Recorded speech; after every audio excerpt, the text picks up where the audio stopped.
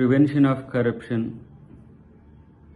చట్టం కింద కేటీఆర్ మీద ఎఫ్ఐఆర్ నమోదవడం అనేది సాధారణమే.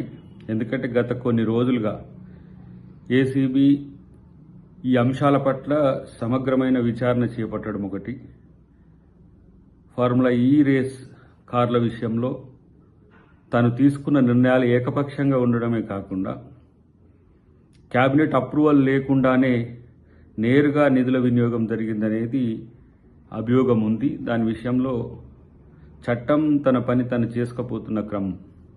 అందుకనే మనోడు ప్రతిసారి అరెస్ట్ చేసి చేసుకోండి, పెడితే కేసులు పెట్టుకోండి, ఏం పీక్కుంటారో పీక్కోండి అని ఇలాంటి మాటలు అందుకే వస్తున్నాయి అనేది మనకు దీని ద్వారా అవగతం అవుతున్నది.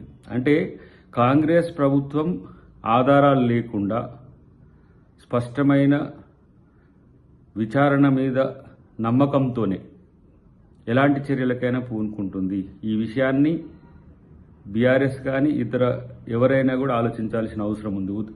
ఊరికే బట్టగాల్చి మీదేసుడే, ఆధారాలు లేకుండా అరెస్ట్ చేసుడే అనేది కాంగ్రెస్ ప్రభుత్వం చేయదు.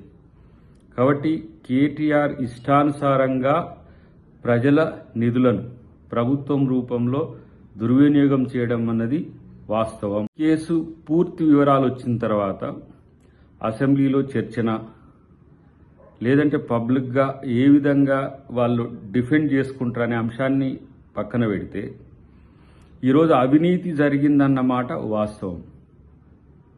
దానికి 1, 2, 3 ఆధారాలు ఉన్నాయి. అవి పోలీస్ అధికారులు చెప్పడం అనేది, లేకపోతే అఫీషియల్గా రావడం అనేది అవసరం. కాబట్టి ఈరోజు ముఖ్యమంత్రి కొడుకుగా, నాటి పురపాలక శాఖ మంత్రిగా హైదరాబాద్ నడిబొడ్డున ఎలాంటి పర్మిషన్స్ లేకుండా అది చేయడాన్నే ప్రజలు వ్యతిరేకించారు, సెక్రటరియట్ చుట్టూ మిగతా ఇతరత్ర.